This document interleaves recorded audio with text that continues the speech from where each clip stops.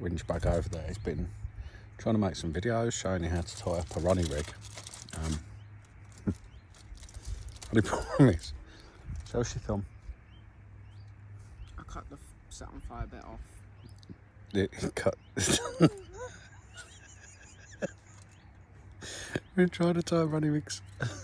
And when he's trying to be blobbing with the lighter, set his thumb on fire. In all fairness, apparently tying rigs is slightly hard when you've chopped the tip of your thumb off, and I can imagine it will be.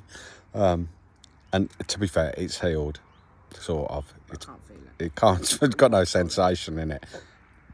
It's gone rock hard, but the tip's back on. It's reattached. But yeah, the plaster caught fire. How did you put yourself out?